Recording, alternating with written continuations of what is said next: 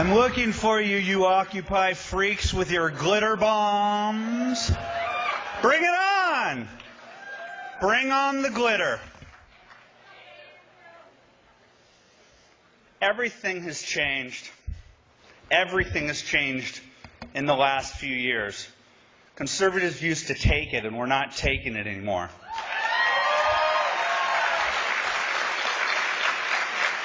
Just today, as I was planning one of my stupid, silly, funny tricks, I didn't have to because I got word when I was doing a radio show today that 200 of us went out to the Occupy people to stand toe-to-toe with them to say we are here and we're proud to be conservative and we're not going to take your... I didn't say it. I'm on TV right now. I'm a respectful conservative and my mom is watching. It's over. It's over.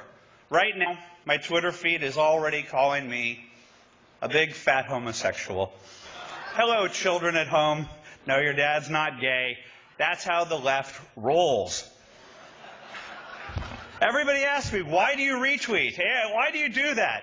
I can't tell you how many people I admire. And in fact, there's almost no one in the world who I respect more than Hugh Hewitt. And he took me aside the other day and he said, I don't think you should be doing that, Andrew. I don't think you should be doing that. Well, Professor Hewitt, on this issue, I disagree.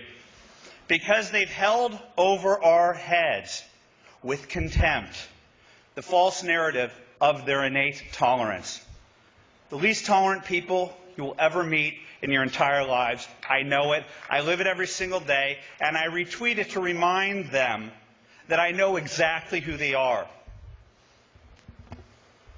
This next race, over the next year, everybody asked me, by the way, to come here to speak about tolerance and unity. I'll get to that a little bit later. Because this is my war cry for 2012. You need to join me in this war against the institutional left. This is not your mother's Democratic Party. Duh. Duh. John Podesta, George Soros. This is not your mother's Democratic Party either. You know whose party it is?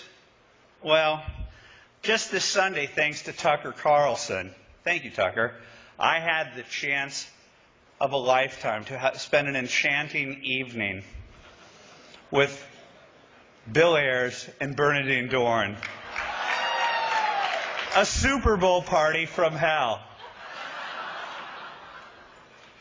People said on Twitter, conservatives, you're palling around with terrorists. I'm like, well, if I'm palling around with terrorists, I'm not the best house guest because I'm still going to destroy everything that they stand for, even though Bill Ayers is the best damned cook I've ever experienced in my entire life. You have no idea how good his succulent ribs were. The butternut squash, the carrot with a hint of ginger soup was extraordinary. The whitefish, the selections of wine at this dinner. I had dinner with the 1%, my friends. Bill and Bernadine Dorn. I thank you from the bottom of my heart. You were charming. I mean that. You were. But then again, so is Ted Bundy. So it doesn't really mean that much in the whole scheme of things. And I have a thesis about who we're fighting against. This is the hard left.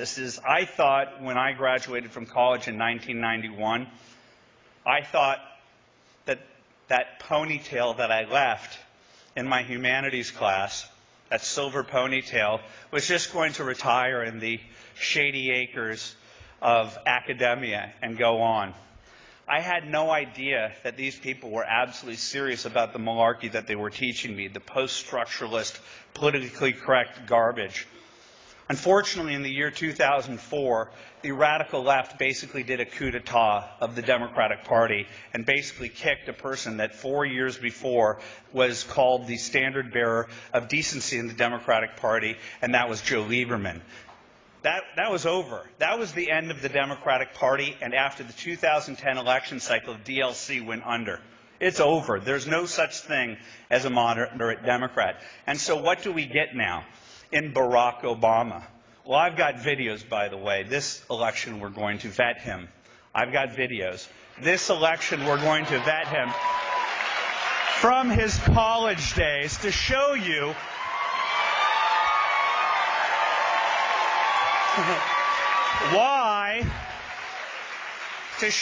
why racial division and class warfare are central to what Hope and Change was sold in 2008.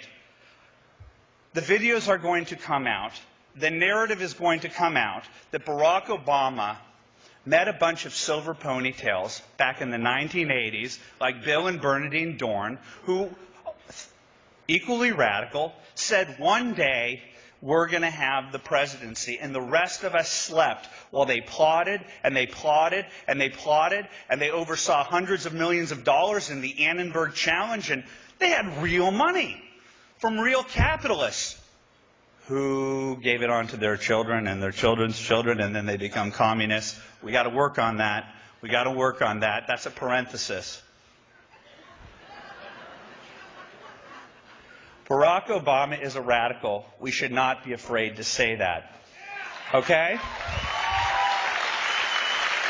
And Barack Obama was launched from Bill and Bernadine's salon. I've been there. It became a self-evident truth to me that there's zero chance that this incredible chef did not cook many a meal for Barack Obama. Don't tell me ABC, CBS, and NBC I don't have the that I can't posit that theory, because it's a self-evident truth. Just like it was a self-evident truth that he was with Jeremiah Wright, and just as it's a self-evident truth that when he was at Harvard, he was advocating for the worst of the worst to join the faculty. Radicals at Beirut on the Charles.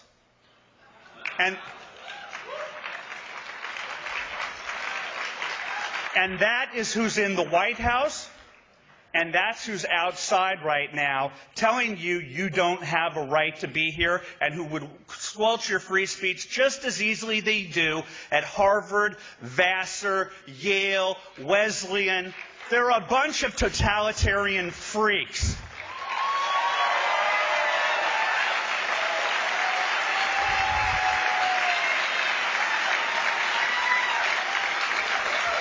And they pal around with our friends in the mainstream media. I always thought that the people in the media leaned to the left. I always thought that my neighbors in the media leaned to the left.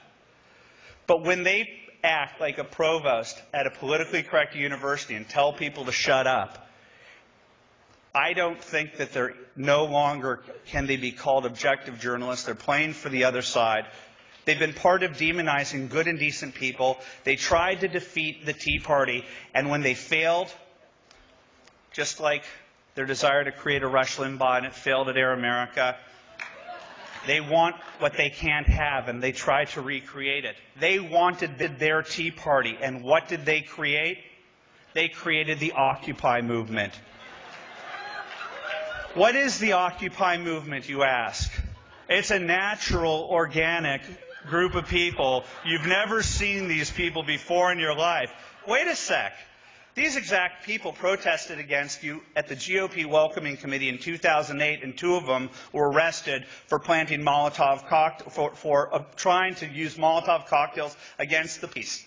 The radicals against the police, the radicals against you, exactly like Occupy, the same exact people. These are the same exact people that organized Camp Casey at Crawford. That was Occupy Crawford. These are the same exact people that went down the highway at the exact time at the end of the summer when Katrina happened. That was Occupy New Orleans. It's the same radicals. They've been in your life since Senator Obama became part of your vocabulary.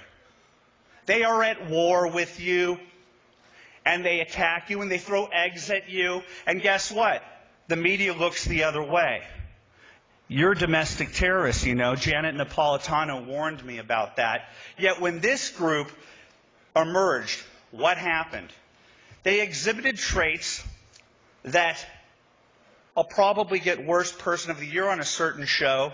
I don't even think that certain show exists anymore, so that's a dated joke.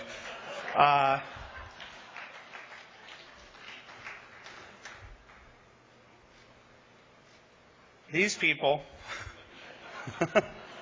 they drive me a tad mad.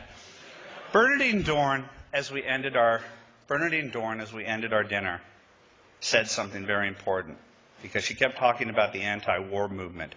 Another parentheses. She also said she listens to ESPN's Mike and Mike.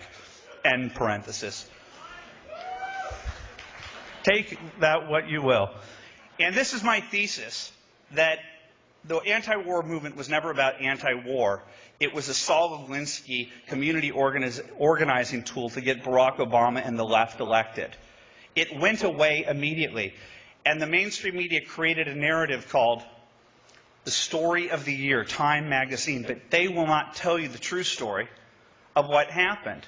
This is exactly the anti-war movement. How do I know this? If I tell that to ABC, CBS, and NBC, they say that's a conspiracy theory. This is just a bunch of organic people. There's no organization going on, even though we have the emails to prove it, or the undercover videos of Natasha Leonard from the New York Times orchestrating with the radicals. Oh, that didn't mean anything. It did mean a lot, actually.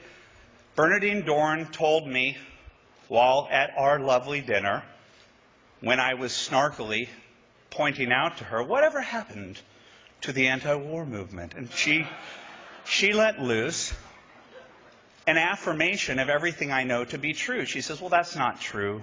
It's more or less that's what Occupy is. That's exactly what it is. The mainstream media refuses to tell you that these are the same shock troops that have been shocking us, pointing their fingers at us, trying to instigate riots with the police.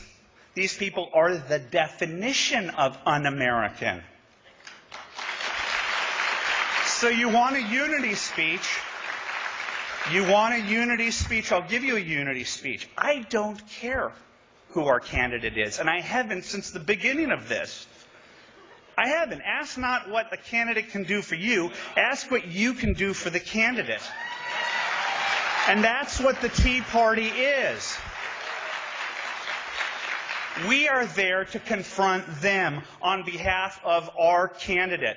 I will march behind whoever our candidate is, because if we don't, we lose.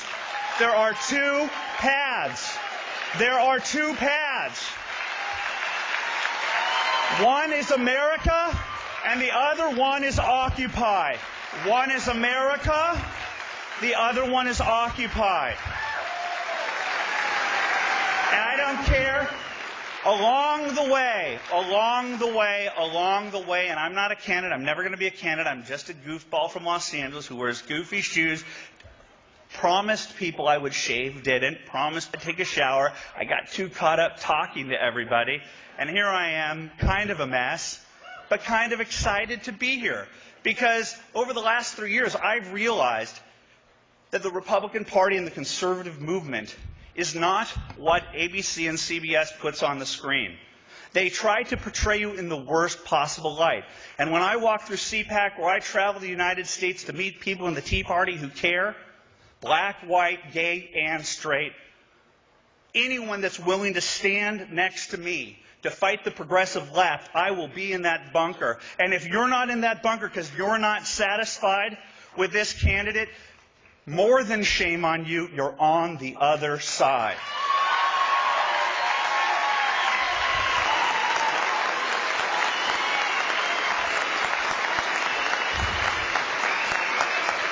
Thank you. Thank you. I'm just going to tell you right now, I want to end it on a media bashing note, because that will uplift me like a Dionne Warwick final rendition. We're watching you to play the race card, MSNBC. We saw how you cynically placed the Reverend Sharpton in a position of absurdist power. This is Dadaism. I learned that in college, that they would allow for this guy to have a show. This is Dadaism. It's freaky. It's Andy Kaufman. It doesn't make sense unless you understand what they're doing. This is going to be the dog whistle election cycle. They tested him in 2011, so he and his pal Toure and that punk Tim Jacob Wise and Ed and Maddow can sit there and call everyone who's Caucasian racist. I heard it. I used is instead of are. He's a racist. That's a dog whistle. Ignore it when Congressman Rand does it against Allen West. No more. We're going to go after you. I bought a dog whistle. I bought a dog whistle factory, and I'm giving you dog whistles.